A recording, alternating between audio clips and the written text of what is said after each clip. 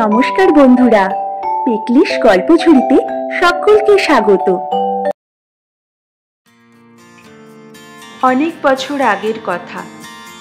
4 বন্ধু সমীর, মোহিত, কল্যাণ আর নবীন তাদের উচ্চ বিদ্যালয়ের পড়াশোনা শেষে ভালো ফল করল। এই আনন্দ উদযাপন করতে তারা ঠিক করল এক রেস্তোরাঁতে যাবে।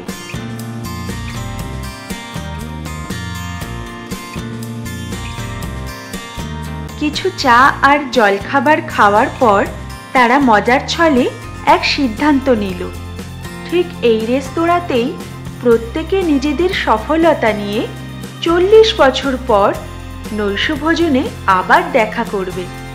আর দিন ঠিক করা হলো বছরের প্রথম দিন, আর সেই দিন যে সবার শেষে আসবে তাকেই ওই নৈশভোজের পুরো খরচ বহন করতে হবে।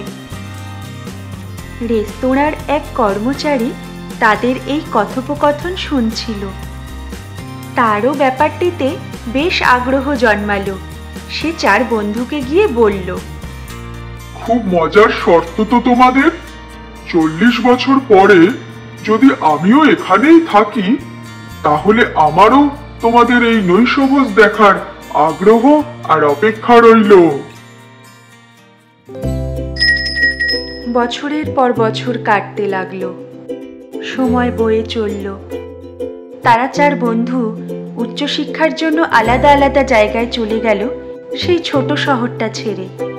সবাই নিজের নিজের জীবন গোছাতে ব্যস্ত হয়ে পড়ল। তারা 4 জনই জীবনে অনেক সফলতা পেল। কর্মসূত্রে তারা আলাদা আলাদা জায়গাতেই থেকে গেল, আর এর মধ্যে কিন্তু তাদের কখনোই দেখা করা হয়নি বা যোগাযোগ করারও সময় হয়ে ওঠেনি।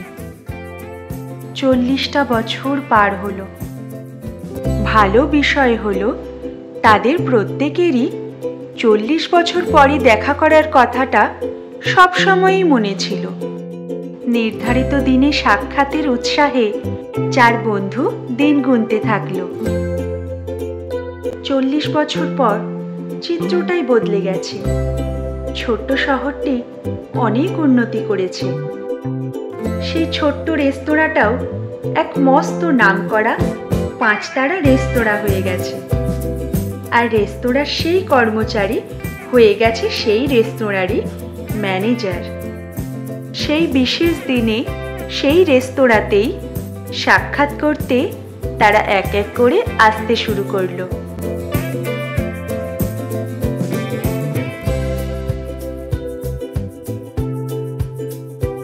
রেস্তোরাঁর বাইরেই কল্যাণ, নবীন আর সমীরের দেখা হয়ে গেল, আর তারা ভীষণভাবে আবেগপ্রবণ হয়ে পড়ল।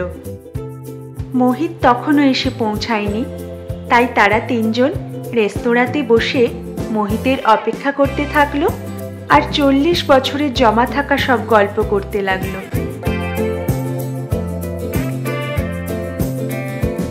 রেস্তোরাঁর সেই কর্মচারী যে এখন ম্যানেজার, তাদের 3 জনের কথোপকথন শুনে এগিয়ে এসে নিজের পরিচয় দিল আর জানালো যে তারও সেই দিনের শর্তের কথা মনে আছে।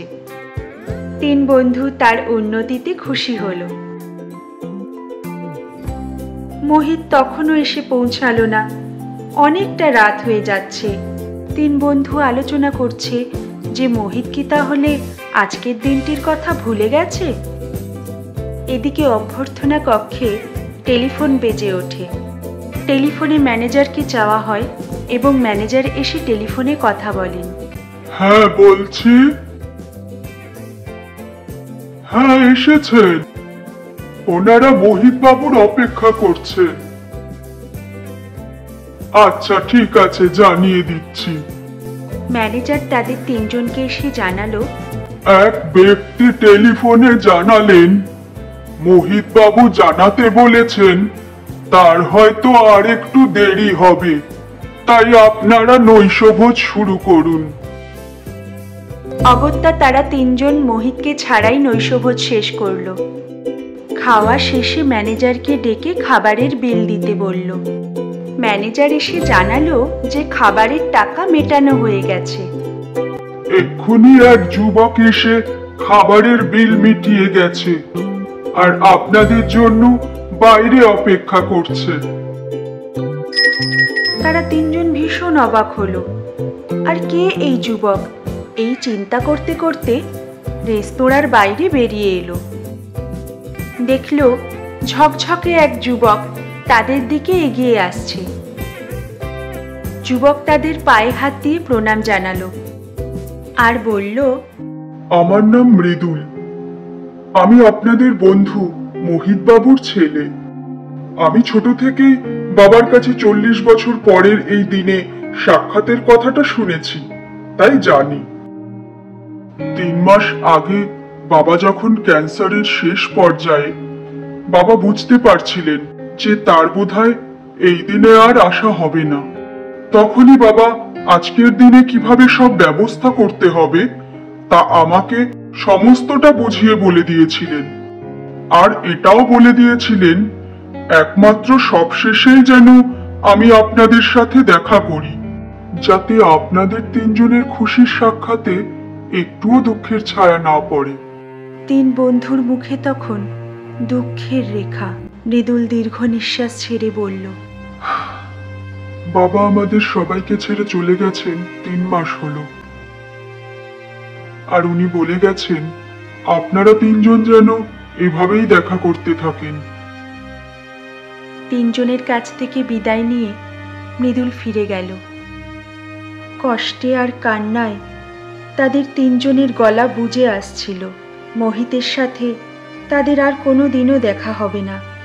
তারা 3 জন প্রতিশ্রুতিবদ্ধ হলো যে আজ থেকে তারা 40 দিন পর পর দেখা করবে।